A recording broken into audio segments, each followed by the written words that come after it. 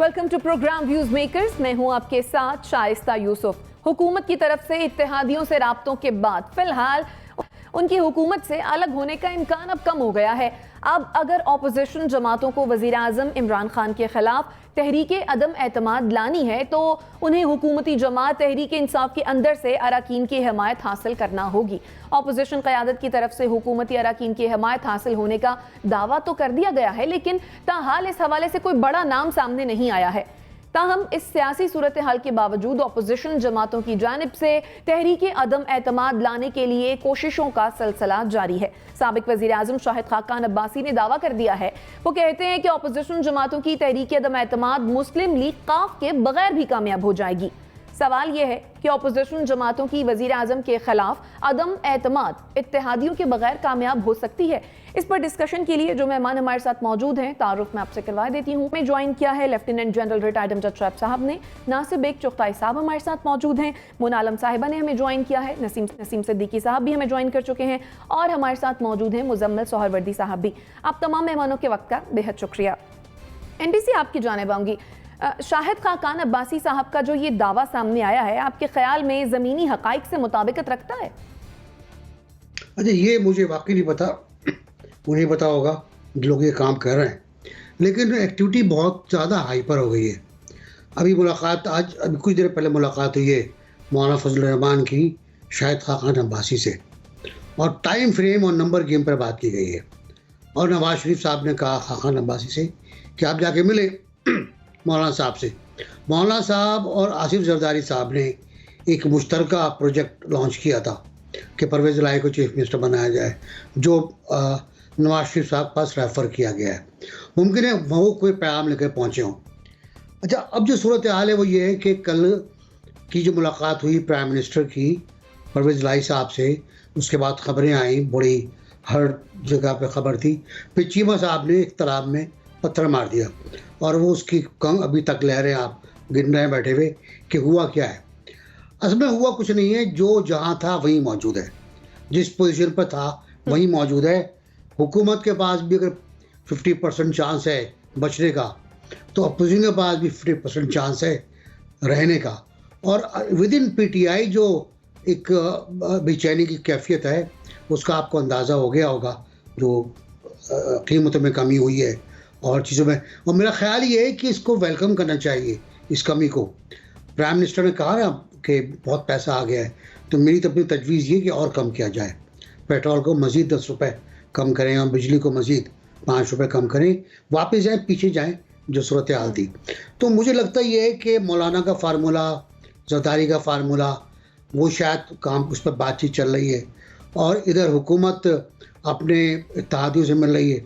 बादराबाद में MQ में दफ्तर में पहली बार आएंगे जनाब प्राइम मिनिस्टर साहब, और ये बड़ी बात है। वो नहीं जाते लोगों के पास, वो लोगों की खुशामद नहीं करते। लेकिन अब ज़ाहिर है पुरानी सियासतगरी ख्वार है। जहांगीर को भी फ़ोन किया गया, चौधरी के पास भी दोबारा गए। अब MQM की ये फरमाइश पूरी होने जा रही है कि वो बहादराबाद तशरीफ़ लाएँ। बड़ी बात है। MQM वाले कोयटा गए हैं, वो वहाँ मशवरे कर रहे हैं। तो ये एक चक्कर चल रहा है, एक सर्किल में हम घूम रहे हैं। जब तहरीक अदम एतमाद आएगी तब बात होगी कि सूरत हाल क्या है। जिस वक्त आएगी उस वक्त बात करेंगे कौन किसके पास है। ठीक। जनरल साहब, कल चौधरी बरादरान से मुलाकात हुई है खान साहब की, और उन्होंने एक बड़ा रिलीफ भी दिया है आवाम को भी। तो इन सब बातों के बाद क्या अदम एतमाद की बातें दम तोड़ जाएंगी? बिस्मिल्लाहिर्रहमानिर्रहीम। देखिए, बहुत दम तो पहले भी नहीं था, क्योंकि हम देख रहे थे और कल भी बात हुई कि अगर नंबर्स पास होते तो ये तो देर ना लगाते इस काम में, क्योंकि देर लगाने से लोगों के जहन बदल जाते हैं। क्योंकि दोनों तरफ से उनको अट्रैक्शन होती है। आप हुकूमत के साथ हैं तो हुकूमत भी इस पोजीशन में है कि आपको खुश कर सके, तो वो देखती है जो उखड़े हुए कारकुन हैं उनको, या उखड़े हुए मेंबर हैं उनको लेना देना शुरू कर देते हैं। लेकिन यहाँ ये जो डिले चलती आ रही है वो यही है कि ये मुख्तलिफ लोगों को कांटेक्ट करके तो उनको राजी करने की कोशिश करें, जो हो नहीं रहा। इस स्टेज के ऊपर जिस तरह काफ लीग ने बड़ा ओपनली कहा है कि हम आपके साथ हैं, मुझे लगता है कि MQM भी यही कुछ कहेगी और अपना कुछ मफादात की बात कर लेगी, जो वो हमेशा करते हैं। असल चीज ये है कि जैसे कल भी हमने बात की कि आइंदा की हुकूमत का अभी तक किसी को अंदाजा नहीं है कि कौन बनाएगा, और ये लोग यही सोच रहे हैं कि ये ना हो कि हम साथ छोड़े यहाँ का और कल को फर्क हो जाए, क्योंकि कोई पॉलिटिकल पार्टी बताते खुद इस पोजीशन में नहीं है कि वो इतनी मेजॉरिटी हासिल करे कि वो गवर्नमेंट बनाएगी। लगता यही है कि वो भी कोलिशन गवर्नमेंट होगी और उसमें ये लोग फिर यही लोग मौजूद होंगे, काफ लीग होगी, यही होगी, एमक्यूएम वगैरह होगी, और ये अपनी फिर सौदेबाजियां करेंगे और अपने लिए सब कुछ लेंगे अगर पीटीआई की गवर्नमेंट नहीं भी आती।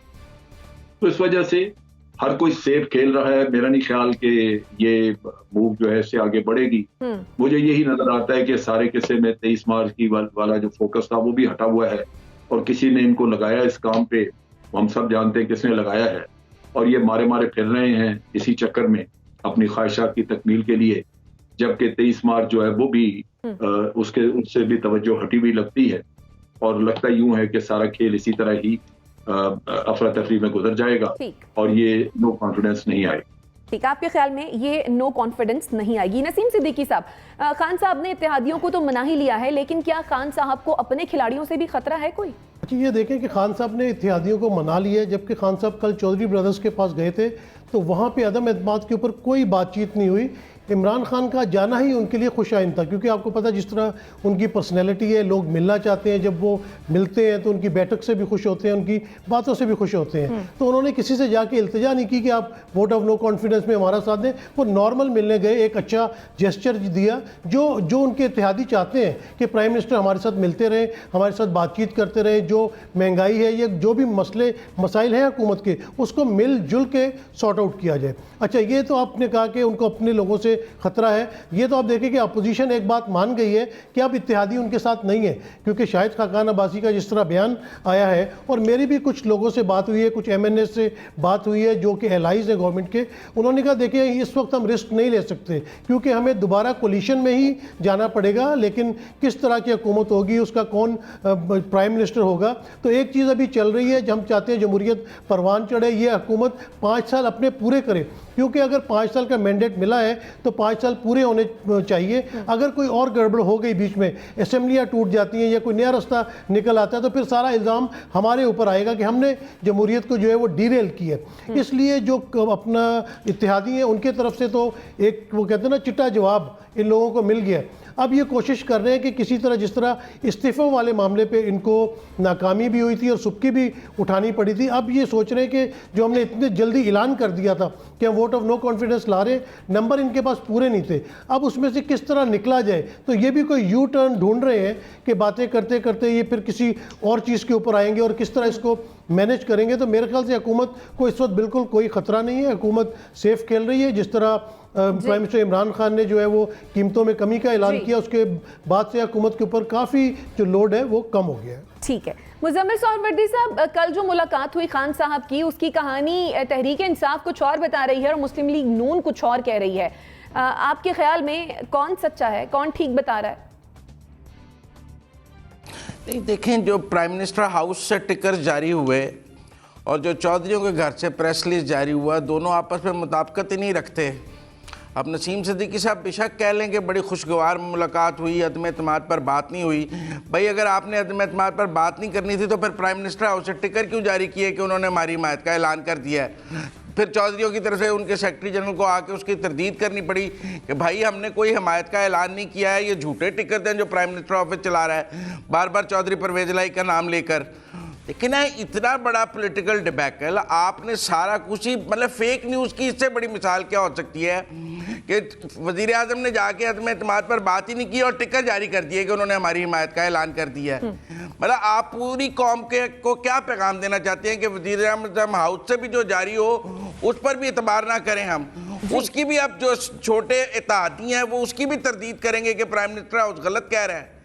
मेरा मतलब मजाक ही बन गई कल की मुलाकात कि आपने एक तरफ कहा कि जी उन्होंने हिमायत का ऐलान कर दिया, उन्होंने कहा हमसे तो बात ही नहीं हुई, कैसी हिमायत का हमने ऐलान किया है?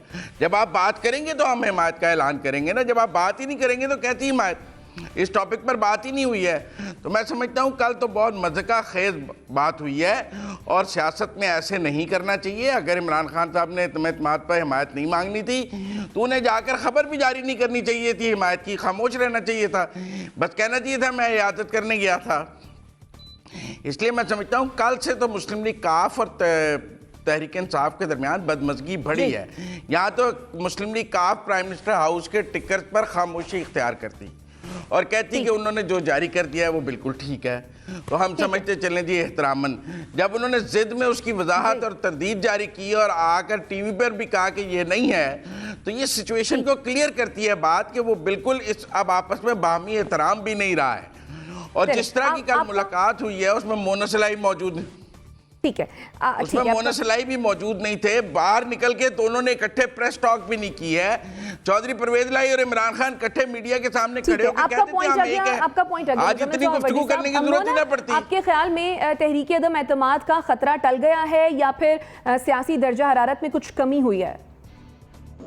देखिए, मिक्स्ड सिग्नल जरूर हैं, लेकिन जो बात मैं अगर एक थर्ड सोर्स की करूं तो वो है हिमसेल्फ शाहिद खाकान अब्बासी और खुद ऑपोजिशन, यानी ये जो पूरा अलायंस है।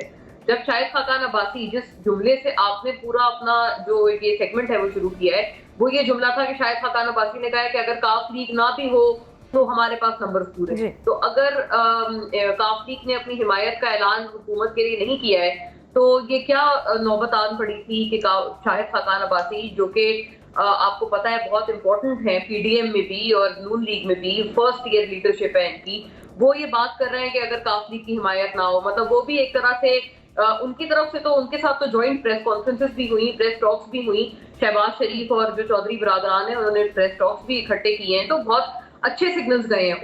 उन तमाम अच्छे सिग्नल्स की नफी करने की क्या जरूरत थी ऑपोजिशन को? पहली बात तो ये हो गई। तो इसलिए तो मुझे लगता है कि सबसे ज्यादा इंपॉर्टेंट जो हमें सोर्स है जिसको हमें ट्रस्ट करना चाहिए वो है ऑपोजिशन की अपनी जबान, जब वो खुद ये बात कर रहे हैं कि हमारे पास फिर भी नंबर्स पूरे हैं। अच्छा, जहां तक ये बात है कि ऑपोजिशन जो कह रही है कि नंबर्स पूरे हैं, ये इस बात को भी अगर हम दूसरे पैराए में देखें कि अगर उनके पास नंबर्स पूरे हैं तो वो इतना इंसिस्ट करके मिल क्यों रहे थे?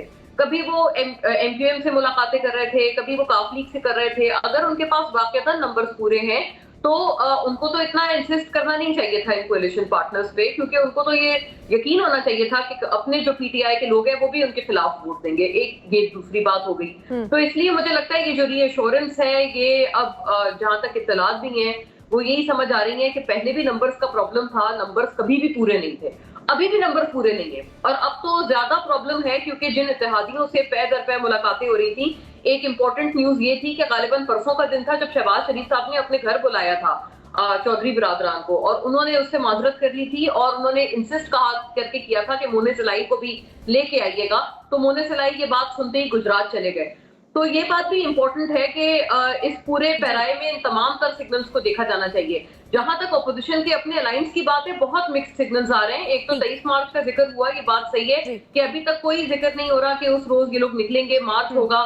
बिलावल साहब तो आपको पता है वो इलेक्शन कैंपेन पे निकल आए हैं एक तरह से। अब तो वो पेड कंटेंट्स वगैरह वो चैनलों पे चला रहे हैं। अब तो वो ऐसा लग रहा है कि अगले इलेक्शन की तैयारी कर रहे हैं। तो ये लोग मार्च करेंगे या नो कॉन्फिडेंस मोशन लाएंगे? यकीनन अगर दोनों चीजें इकट्ठी नहीं हो सकती तो इसमें भी कोई क्लैरिटी अभी नजर नहीं आ रही। लेकिन में अभी नजर नहीं आ रही। नसीम सिद्दीकी साहब, आप कुछ ऐड करना चाह रहे थे? बात यह कि कल मुजम्मिल साहब कह रहे थे कि मोना सलाई साहब गुजरात गए हुए थे और उनको इतना मौका भी नहीं मिला कि वो वज़ीर-ए-आज़म की मुलाकात में शामिल हो सकते हैं, क्योंकि बड़े शॉर्ट नोटिस के ऊपर ये मुलाकात तय हुई थी। और आज मुजम्मिल साहब कह रहे हैं कि देखें जी उसमें मोना सलाई भी शामिल नहीं था। तो मेरे ख्याल से ये खुला तजाद है। दूसरी बात ये है कि जब नो कॉन्फिडेंस वोट लाना होता है तो इस तरह इतने पहले से शोर होगा नहीं मचाया जाता कि आपने इतना महीना पहले से शोर मचा दिया, आपके पास नंबर पूरे नहीं थे, आपके पास नंबर अभी भी पूरे नहीं हो रहे, आप बज़िद हैं कि आपने वोट ऑफ नो कॉन्फिडेंस लेके आना है। इसमें तो आपने पहले देखा कि जब बेनज़ीर साहिबा के दौर में हुआ या नवाज शरीफ के दौर में हुआ तो वहाँ पे क्विक एक्शन होता था, फौरी तौर पे टेबल होती थी और वहाँ पे आपने देखा कि उसमें भी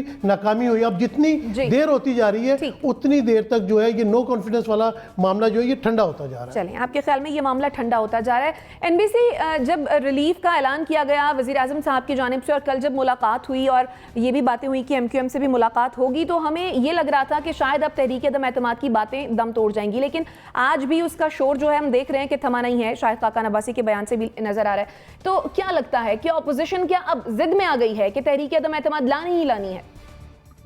नहीं, मेरे ख्याल जिद वगैरह नहीं है। पॉलिटिकल खेल है, एक टैक्टिकल स्ट्रेटेजी है कि किस तरह दबाव में रखा जाए हुकूमत को, और हुकूमत दबाव में है, ये मान लें इस बात को, मतलब कोई हर्ज नहीं है। हम पहले हम कह रहे थे महंगाई है, लोग नहीं मानते थे कि महंगाई नहीं है, अब कह रहे हैं महंगाई थी, अब हम कम कर रहे हैं। तो मैं तो बार बार कह रहा हूँ, बहुत बस फैसला है और ये कमी दुगनी होनी चाहिए। दूसरा ये कि जहाँ तक ताल्लुक तहरीक अदम एतमाद का है, ये ऑन कार्ड्स होती है, 7 डेज़ का नोटिस होता है, आप काउंट डाउन करते हैं, गिनती करते हैं बंदों की और फैसला कर देते हैं आप।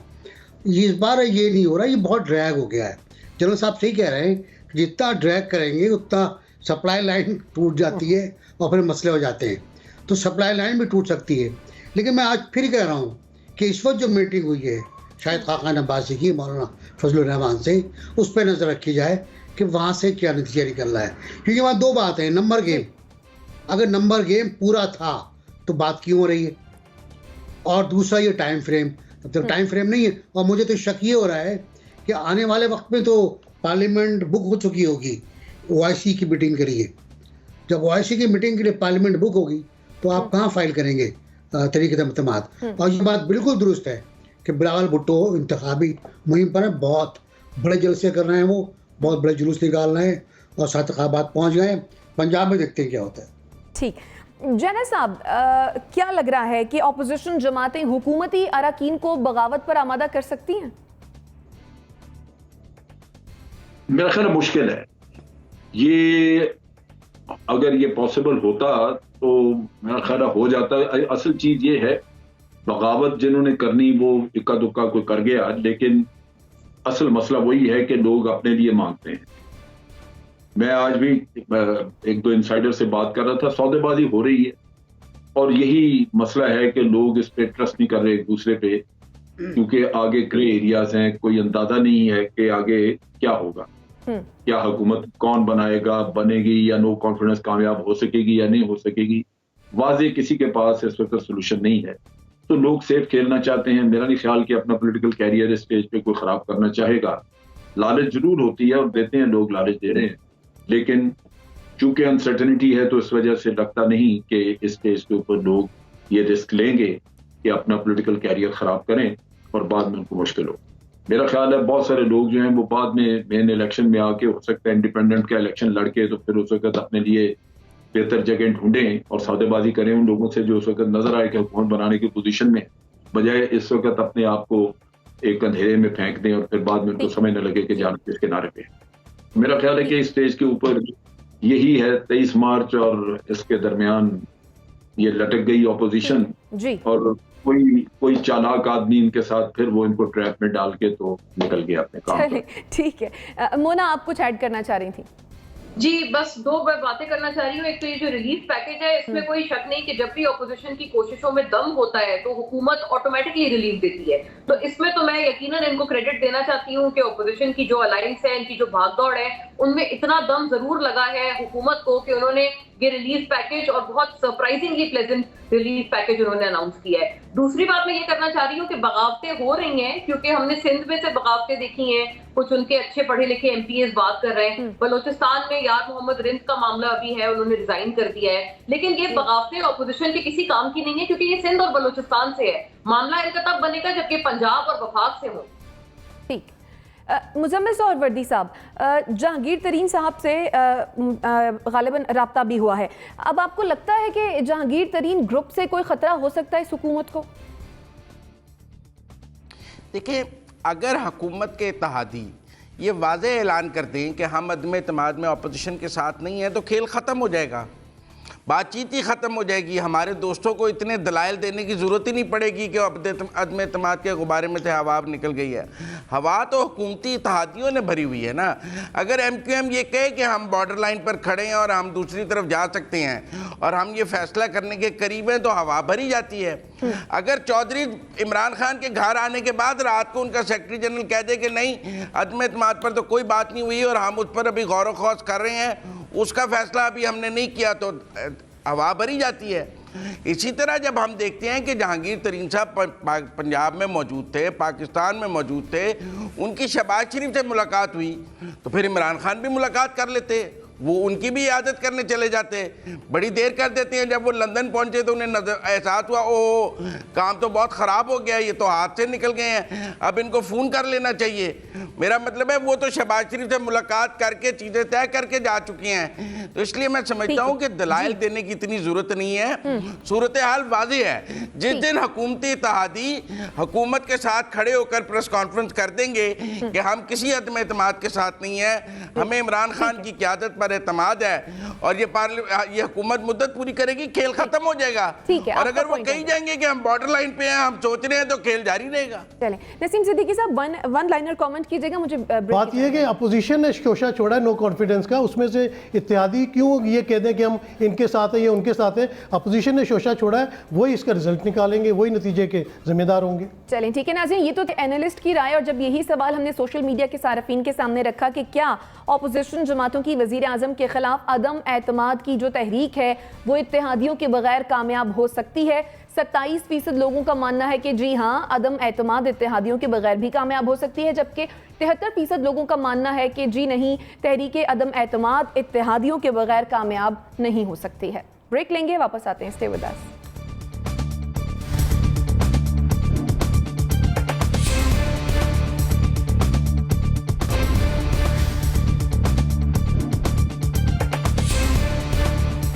Welcome back after the break. मुल्क में हतक इज्जत के कानून जैसे कवानीन मौजूद होने के बावजूद अमलदारी बहुत कम नजर आती है, जिसका शिकवा वजीर आजम इमरान खान ने कौम से खिताब में किया।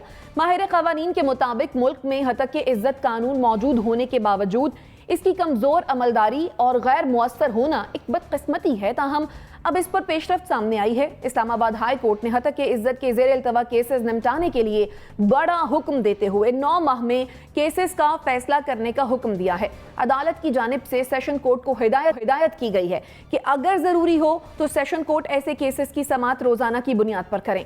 अब सवाल यह है कि क्या अब पाकिस्तान में बगैर सबूत झूठे इल्जामात लगाने की हौसला शिकनी होगी? NBC लगता है कि हौसला शिकनी हो पाएगी इस तरह की चीज़ों की? देखिए शाइस्ता, अगर आप मुकदमे की फौरी समाअत करें, जैसे इंग्लैंड में होता है, अमेरिका में होता है और मुल्कों में होता है, इंडिया में भी होता है, कि आप हत्या की इज्जत का केस जो होता है, जो उसमें इंसान की जो वक़ार है, इज्जत है, वो मुतासर हो रहा हो, उसकी समाअत फौरी करते हैं, वो उस पर पेंडिंग नहीं करते हैं। और बाज़ औक़ात यौमिया समाअत होती है, इंग्लैंड में एक बार समाअत होती है, बताएंगे नसीम आपको। उसके बाद फ़र्द जुर्म का एक ख़ास टाइम मुकर्रर है, उसके बाद एक वक्त ये आता है कि आउट ऑफ कोर्ट सेटलमेंट करने का। लेकिन ये कि वो उसमें ज़्यादा टाइम नहीं लगता। एक हद तक होता है, जुल्फ़ी बुखारी एक केस जीते, शहबाज शरीफ एक केस जीते, उधर मुझे पता है बहुत से अखबार वाले वहाँ बहुत से केसेस जीते हैं लोगों के ख़िलाफ़। लेकिन पाकिस्तान में जो सूरत हाल है वो ये है कि एक बहुत अच्छा लॉ होने के बावजूद सिर्फ वो मुकदमात की जो तवालत है, जो पीरियड है उनका बढ़ जाना, मतलब बरसों हो जाते हैं। अब आप देखिए ना, परवेज़ इलाही को बीच में ला रहे हैं फवाद चौधरी साहब पीक ऑडियंस में कि वो आप फैसला कर दें, आप सालिसी करा दें, हमें कबूल होगा। लेकिन ये नहीं कर रहे कि जो मौजूदा क़वानीन हैं उनको बेहतर बनाएं, उनको स्ट्रॉन्ग बनाएं।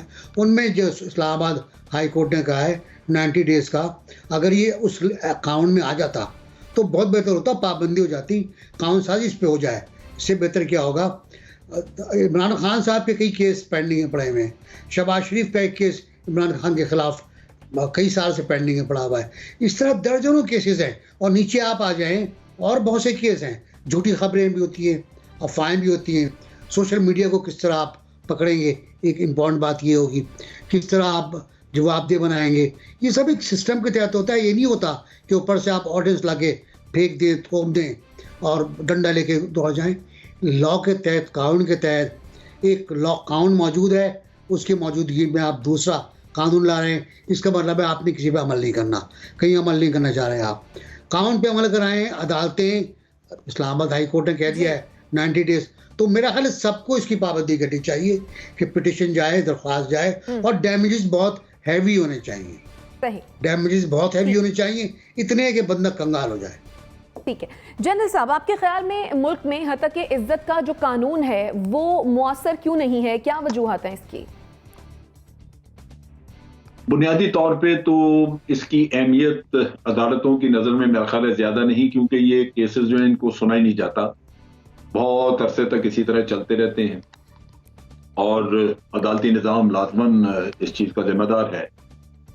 केस गलत है या ठीक है ये तो सुना जाए तो तभी उसका फैसला हो सकता है। लेकिन ये 9 महीने की जो पाबंदी लगाई गई है, इससे वक्ती तौर पे तो कुछ थोड़ा बहुत होगा, लेकिन बिलाखिर अदालती सिस्टम इस तरह का है कि वो वापस वहीं चले जाएंगे। ये इस तरह कह देने से नहीं होता। आपको याद है कि करप्शन के केसेस जो नैब लॉ है उसमें कहा गया था कि 1 महीने के अंदर इनका फैसला होना चाहिए, लेकिन वो कभी भी नहीं हुआ, साल चलते हैं और उसके लिए कोई ना कोई आपके पास बहाना, कोई चीज मौजूद है। कोई वैसे केस को लंबा कर देते हैं लोग, तारीखें लेते जाते हैं किसी न किसी बहाने। कभी कह दिया कि जनाब ये जो हमें चालान दिया गया है यही पढ़ा नहीं जा रहा है, इसमें बड़ी हमारी नज़र कमज़ोर है और ये पढ़ा नहीं जा रहा है, इसको ठीक किया जाए, तो वो फिर उसके लिए भी एक आध तारीख और मिल जाती है। तो यहाँ बहाने पे तहाशा है, जिसकी वजह से होगा तो अल्टीमेटली कुछ अरसे के बाद आप देखेंगे हम जहाँ थे वहीं खड़े होंगे और ये केस इसी तरह लटके नजर आएंगे। ये कोई ऐसा, मैं नहीं समझता कि कोई ऐसा इजाफी हुक्म मिल गया है या इस तरह की कोई आपने इस्लाह कर दी है सारे सिस्टम में कि अब आपके कह देने के बाद ये 9 महीने में फारिग हो, नहीं, ऐसा होगा नहीं। ये चंद दिन की बात है, फिर वहीं के वहीं हम खड़े हों। ठीक है मोना, आपके ख्याल में जो मुल्क में अरबों करोड़ों रुपए हर्जाने के दावे किए जाते हैं, इस किस्म के दावे जो हैं वो इसे गैर मुअस्सर बनाते हैं?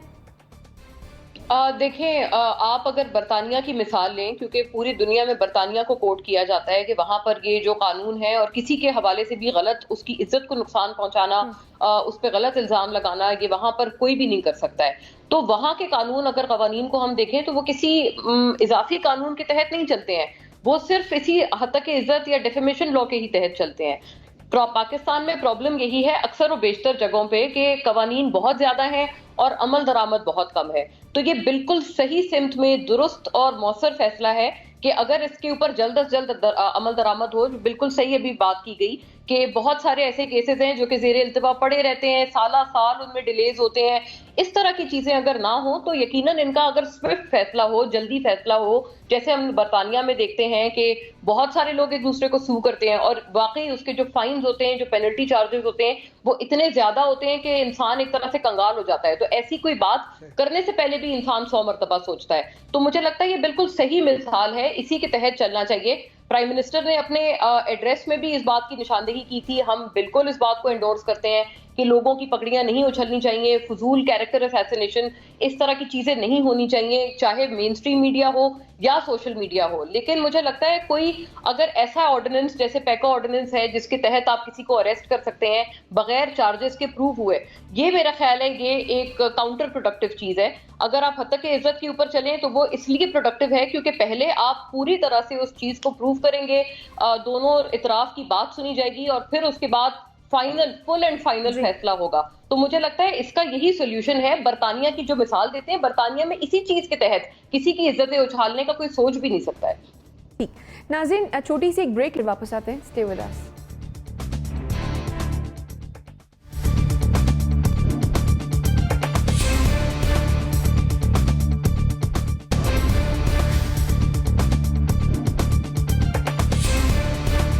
Welcome back after the break. Break पर जाने से पहले हम बात कर रहे थे हतक की इज्जत के ज़ेरे इल्तवा केसेस निपटाने के लिए जो बड़ा हुक्म इस्लामाबाद हाई कोर्ट का सामने आया है कि 9 माह में केसेस का फैसला करने का इस्लामाबाद हाई कोर्ट ने हुक्म दिया है। नसीम सिद्दीकी साहब, आपके ख्याल में इस्लामाबाद हाई कोर्ट के इस फैसले पर क्या अमल दरामद हो पाएगा? अच्छा, आप सबसे पहले तो ये देखें कि वज़ीर-ए-आज़म इमरान खान ने जिस बात को पॉइंट आउट किया उस बात को चीफ जस्टिस अतर मनल्ला ने भी जो है वो सेकंड किया, लेकिन ये कह के किया कि ये कानून तो पहले से मौजूद है, लेकिन उस कानून पे मैंने तो कभी भी किसी को सज़ा होते नहीं देखी और इतने इल्तवा हैं। अच्छा, इस मुल्क में एक तो अदालतें भी बढ़ाने की ज़रूरत है, कितनी यहाँ पे हमारी पब्लिक बढ़ती जा रही है, पॉपुलेशन बढ़ती जा रही है, फिर वही अदालतें हैं, जजों की बहुत कम तकर्री है, जिसकी वजह से केसेस पुटअप नहीं हो सकते। दूसरी चीज़ ये है कि गरीब आदमी जो है, किसी को आप कोट लखपत जेल से लाहौर हाई कोर्ट लेके जाते हैं, अडयाला जेल से इस्लामाबाद हाई कोर्ट लेके आते हैं, उनके केसेस नहीं सुने जाते, और जो मशहूर केसेस होते हैं, जब बड़े वकला होते हैं, उनके केसेस आप आज केस होता है दूसरे दिन उनको सुनवाई के लिए लगा देते हैं। एक तो ये कि स्पीडी ट्रायल होना चाहिए, और जिस तरह NBC ने मेरी तरफ रेफ़र किया था कि बरतानिया के बारे में बताऊंगा, मैंने वहाँ पे काफ़ी ज़्यादा केसेस किए। मैंने जो क्रिकेट का स्कैंडल हुआ था सलमान बट वाला, वो कवर किया, मुत्तहदा के कायद की मनी लॉन्ड्रिंग, उसके अलावा बेशुमार केसेस। मैंने तो वहाँ पे एक दिन भी किसी केस को इल्तवा में जाते नहीं देखा कि वहाँ पे वकील आया हो, उसने कहा जी कि आज तो मेरा क्लाइंट बीमार है, या वो कहे कि मैं किसी और कोर्ट में जा रहा हूँ। जज तो इस बात पे बहुत सख्त नाराज़ होंगे कि जब आपका केस यहाँ लगा हुआ है तो आप दूसरी जगह, मतलब वहाँ पे इतनी क्लैरिटी है। एक तो स्पीडी ट्रायल्स होते हैं, और फिर जब वहाँ पे फ़ाइन होता है तो जिस तरह NBC ने कहा इतना हैवी फ़ाइन होता है कि ज़िंदगी में आप दोबारा उस चीज़ के बारे में सोच ही नहीं सकते। तो ये खुशाइन इक़दाम है। अगर जिस तरह चीफ जस्टिस ने कहा कि 9 महीने में ट्रायल होना चाहिए कंप्लीट, इसमें अगर 3, 4, 5 बड़े केस कंप्लीट हो जाएं और उसमें वाकई सज़ा दी जाए और उसमें जुर्माने किए जाए, तो आप देखिएगा कि इसकी रेशो में कितनी तेज़ी के साथ कमी होती है। किसी भी मुल्क में देख लें, जिस मुल्क में कानून की हुक्मरानी है और कोई बंदा स्केप नहीं कर सकता, तो वहाँ पे तो आप सोच भी नहीं सकते कि कोई भी जुर्म हो। आप बरतानिया की जिस तरह मिसाल दी जा रही थी, सड़क पे अगर कोई मिनिस्टर भी आके गलत गाड़ी पार्क कर देगा तो उसको फ़ौरन टिकट लग जाएगी। तो मतलब जब तक कानून सबके लिए बराबर नहीं होगा, तब तक जो है ये मामला दुरुस्त नहीं हो सकते। तो मेरे ख्याल से प्राइम मिनिस्टर ने भी सही निशानदेही की, और अगर चीफ जस्टिस अतर मनल्ला के कहने के ऊपर ये स्पीडी ट्रायल्स शुरू हो गए तो आप देखिएगा इससे बहुत अच्छे रिजल्ट्स आएंगे। ठीक है मुजम्मिल सोहरावर्दी साहब, हत्ता कि इज्जत का कानून मौजूद है लेकिन वो बहुत ज़्यादा मुअस्सर नहीं है, आपके ख्याल में इस पर एतराज़ात क्या हैं? पाकिस्तान के कानून में जो पार्लियामेंट ने पास किया है हत्या की इज्जत का, उसमें लिखा हुआ है कि 90 दिन के अंदर हत्या की इज्जत के मुकदमे का फैसला होगा।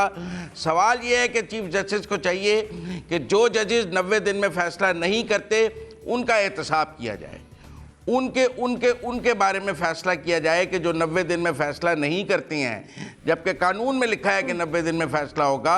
उन जजेस के साथ चीफ जस्टिस ने क्या सलूक करना है? वो मुद्दत नहीं बढ़ा सकते हैं, मुद्दत बढ़ाना पार्लियामेंट का काम है। NBC आप कुछ कहना चाह रहे हैं? मैं इसी भी कहना चाह रहा था कि बिल्कुल सही बात है, 90 डेज या 9 महीने एक तय कर लें, अदालतें बढ़ा दें, तादाद बढ़ा दें। मैं एक और अर्ज करना चाह रहा था कि बाज़ मुकदमात जाली होते हैं और भुगताने के लिए होते हैं। ब्रिगेडियर असद उमर ने खुदकुशी की थी, याद होगा आपको, उनके खिलाफ जो रेफरेंस फाइल हुआ वो गलत साबित हुआ और वो बाद अज़ मर्ग बरी कर दिए गए। इसका भी कुछ ख्याल करें, इनके बारे में भी कार्रवाई होनी चाहिए। ठीक है, ठीक है नाज़रीन, इसी और मेरे मेहमानों को दीजिए इजाज़त। अल्लाह ने के बाद।